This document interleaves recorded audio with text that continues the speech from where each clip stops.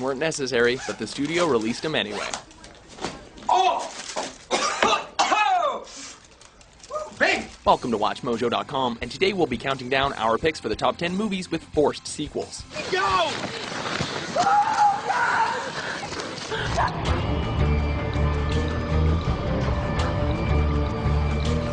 For this list, we're focusing on films that didn't really leave the window open for a sequel, as they ended with the storylines all tied up or simply had a unique premise, and yet their stories were nevertheless continued with a follow-up film. I'm back. Where the sequel was pretty much forced into production and release, and as a result, ended up being inferior to the original. Can I make all the travel plans from now on? Deal. A spoiler alert is probably in order here. Phil, I think it's happened again. Number 10, Escape from New York. We'd make one hell of a team, Snake.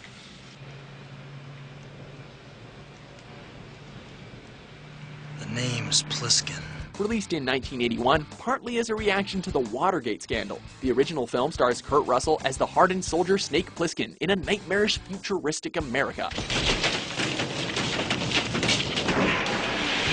By the end of the dystopian action flick, the tale was over. The hero saved the president. Period. Listen, Snake, I swear to God, I thought you were dead. Yeah, you and everybody else. But the fact that Escape from New York was a critical and financial success meant that a sequel immediately followed. Well, by immediately, we mean 15 years later, further showcasing how unnecessary it was. What is that? Tsunami, Snake. Tsunami! Russell returned as Snake in a film which failed to set the world afire. Remote control unit instruction disc. Get the trucks rolling, we're on fire. Now that Luther showrunner Neil Cross is set to write a reboot, we wonder whether this is really a film that needs another treatment. Sad story. You gotta smoke. Number 9, The Blair Witch Project. I'm gonna die out here. The lure of the Blair Witch Project was always in its premise, in which 3 film students attempt to find out more about the Blair Witch, and made an earnest attempt to present the film as found footage. How would we have, just made a campsite in between 3 piles of rocks just by coincidence? That formula made it a huge box office smash, and pretty much created an entire genre of horror. I'm scared to close my eyes. I'm scared to open them. Naturally, work soon began on a sequel that would further explore the myth of the Blair Witch. But was anyone really there for the lore? Yeah, the gene pool's a little shallow here. Dive in, you'll crack your skull open. A recut by studio execs, a different focus and format from the first film led to its dismal failure at the box office, and ended any chance this had of becoming an enduring franchise. Something happened to us in the woods. Something evil. Number 8, Donnie Darko. Why are you wearing that stupid bunny suit?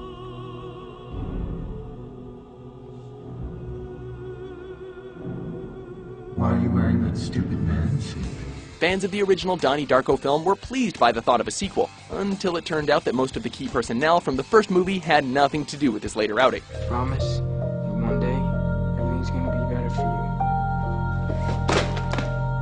Shut up! While the original film features a clever, nuanced, and most importantly tied-up story, including revealing what happens to the titular character, S. Darko had no such luck, as its plot is overly complicated and confusing. It is 17 hours, 26 minutes, 31 seconds. That is when the world will end. Many fans now refuse to admit that the sequel even exists, and most critics wish they were right. I have a personal relationship with Jesus Christ. Amen. Really? What's he like? In short, it failed to live up to its predecessor, and barely recouped its meager $4 million budget. Why can't I touch you? 'Cause we'll explode. Number 7, Terminator 2, Judgment Day.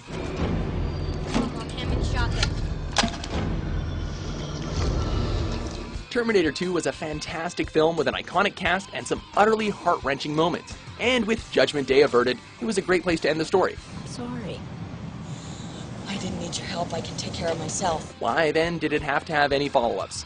The third film was passable, despite being unnecessary.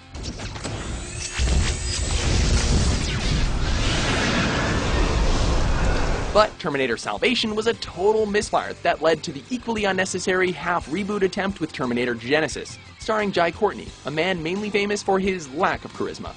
Are you kidding me? Like the T-800, this franchise appears to be unstoppable and is probably naturally best killed with fire. I don't know you. But that is my one bullet to fire at the heart of Skynet. Number 6, Weekend at Bernie's. Larry Lomax is dead. This film, where an unlikely duo has to go to crazy lengths to pretend that their CEO is still alive, is the very essence of a high-concept gimmick plot, which makes it very difficult to do more than once. Why do these things always happen to me? What kind of a host invites you to his house for the weekend and dies on you? Apologies if you've lost a loved one recently, but wouldn't that body have rotted or something in 4 years? What kind of idiots would steal a dead body? We did.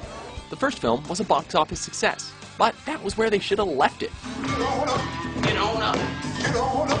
Get on up! It took a voodoo ceremony to reanimate the unlucky corpse in the sequel, and when watching the film, you get the feeling something similar happened behind the scenes of this flop. Oh, we're going to hell. Number 5, The Exorcist. Where's Reagan?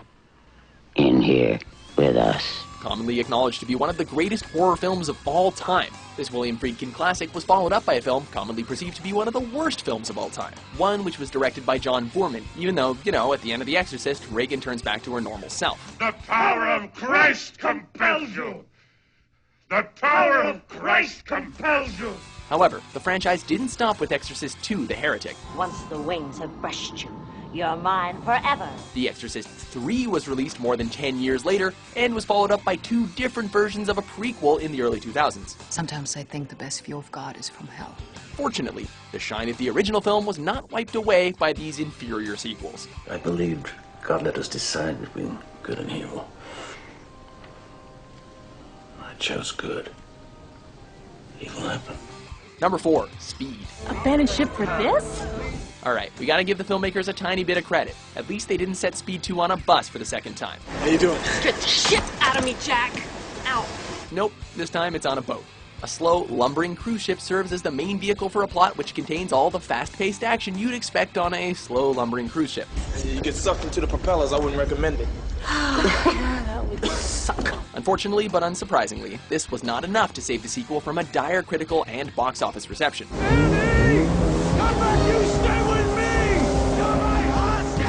Critically speaking, it's not only a contender for the worst sequel ever, it might actually be the worst thing ever. But we still have 3 entries to go, so you can decide for yourself. I swear I am never leaving the house again. Number 3, Home Alone. I made my family disappear. At this point, you'd think that Kevin McAllister's parents would be locked away for serious child neglect. What else could we be forgetting? Kevin! Not content with traumatizing him just once, in the Home Alone sequel, they ditch him in New York City. What city is that over there? That's New York, sir. Yikes, I did it again. This sequel to the beloved slapstick comedy classic was forced, but it still somehow managed to be enjoyable. Hey!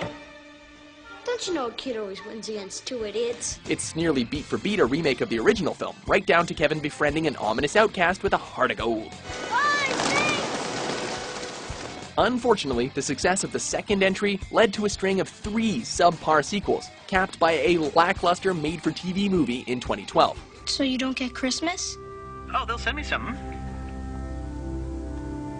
Well, if you're alone, it's not really Christmas. What's next? Home Alone: The College Years? House, clean yourself up. Well, it was worth a try. Number 2, The Hangover. By the way, man, where you get that cop car from? We, stole it from these dumbass cops. Despite whom you ask, the first Hangover film was either a laugh riot or another boring buddy movie. Oh, hey! Holy he's not kidding, there's a tiger in there. No, there isn't. Yeah! People tend to be less divided on the sequels. If I ran a third time, it'd be sort of like doing a third Hangover movie. Didn't really work out very well, did it? When it comes to the do-overs, most find they were just simply unnecessary and offered nothing new to the mix, especially since they find Doug and he's married by the end of the first film and all. I'm sorry, we're just having a bad day. Oh, you're having a bad day? Did you die? The sequels were just more of the same, but with none of the charm that made the original so popular. What the f*** is wrong with those chickens? They're angry. All I feed them is cocaine. And chicken. Some reviewers even questioned whether the third film was actually meant to be a comedy, which is damning no matter which way you look at it. Do you even know how to get home? Of course I do. I'm a grown man. I'll ask a stranger. Before we unveil our top pick, here are a few honorable mentions. Everything will be all right in the end. And if it is not all right, then it is not yet the end. Sonny. It will succeed. I went with low expectations and came out disappointed. Yippee-ki-yay, mother. Besides, it's hard to kill McClane. I'm hungry. I can't last any longer. Then go home, baby. I have to anyway. My mom will be worried. Leave, Ben. It's not his fault. No, it was me. I'm sorry, Mom, really. Just tell me what to do. I'll do anything. Jesus speaks to me in my dreams. Oh, yeah? That's cool. Good. I can't explain it. But I promise you that Trevor's okay. Number 1, Jaws. You're gonna need a bigger boat. Jaws was more or less the inventor of the summer blockbuster.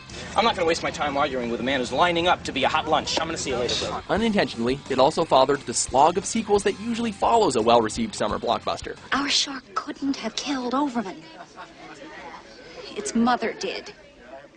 You talking about some damn shark's mother? In popular culture, this franchise has become infamous for its terrible and illogical sequels. While Jaws 2 did pick up from the first film, somehow, I mean, did it really need to? The shark was dead. Hurry, you big bastard! Come on! I got something for you now!